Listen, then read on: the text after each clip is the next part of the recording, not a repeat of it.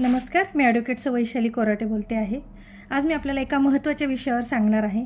तसं तर मी जे रोज व्हिडिओ बनवते ते वेगवेगळ्या विषयांमध्ये असतात आणि ते सगळेच महत्त्वाचे असतात।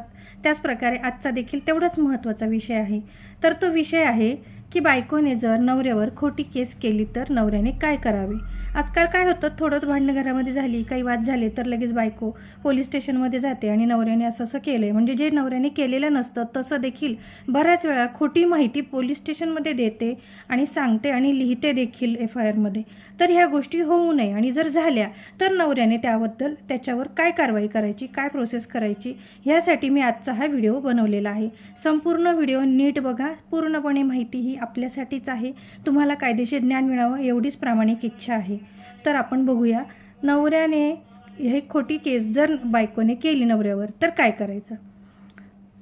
अतिशय महत्त्वाचा विषय आहे आणि जर बायकोसाठी हे जसे कायदे आहेत तसे नवऱ्यासाठी देखील कायदे आहेत, कारण कायदा हा सत्याच्या बाजूनेच उभा असतो।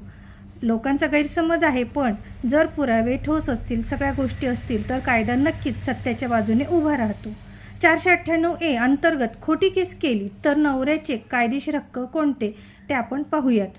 भारतीय दंडसंहिता कलम 498A पत्नीवरील क्रूरतेसाठी लागू होत असतो। हे कॉग्निझेबल आणि नॉन बेलेबल आहेत। नवऱ्याने संरक्षण कसे करावे तर अँटिसिपेटरी बेलसाठी त्यांनी अर्ज करावा, जामिनीसाठी त्यांनी अर्ज करावा, चार्जशीट पूर्वीच त्यांनी बचाव करावा आणि हायकोर्टात त्यांनी क्वॅशिंग देखील करायचं असतं। हायकोर्टामध्ये त्यांनी क्वॅशिंग केलं पाहिजे। जर आरोप खोटे सिद्ध झाले तर नवऱ्याने काय करायचं, म्हणजे बायकोने जर खोटी केस केली असेल हे सिद्ध झालं तर नवऱ्याने काय करावं। भारतीय दंडसंहिता कलम 500 नुसार बदनामीचा दावा करावा। सिव्हिल सूट देखील त्याला दाखल करता येतो। नुकसान भरपाईसाठी त्यांनी अर्ज करावा। खोटे आरोप हे क्रुएल्टी समजले जाऊ शकते, त्या अंतर्गत नवरा घटस्फोट देखील मागू शकतो। हिंदू मॅरेज ॲक्ट 1955 सेक्शन 13 क्रुएल्टीनुसार त्याला हे सगळं करता येत असतं। खोट्या केसपासून स्वतःचे संरक्षण तो करू शकतो, पण कायद्याचा गैरवापर त्याने करू नये। खोटी केस जर सिद्ध झाली तर शिक्षा ही होऊ शकते, म्हणजे बायकोला देखील शिक्षा होऊ शकते जर सगळे ठोस पुरावे असतील आणि ते खोटे ठरले। नवऱ्याने जर सगळे ठोस पुरावे दाखवले तर तिला शिक्षा ही देखील होऊ शकते, पण त्यासाठी मजबूत पुरावे आवश्यक आहेत, ठोस पुरावे देखील आवश्यक आहे।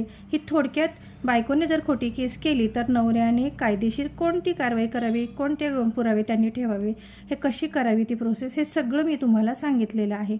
ही माहिती आपल्याला कशी वाटली नक्की कॉमेंटमध्ये लिहून सांगा। माझ्या चॅनलला सबस्क्राईब करा, लाईक देखील करा, शेअर करा आणि सगळ्यात महत्त्वाचं बेल आयकॉनचं बटन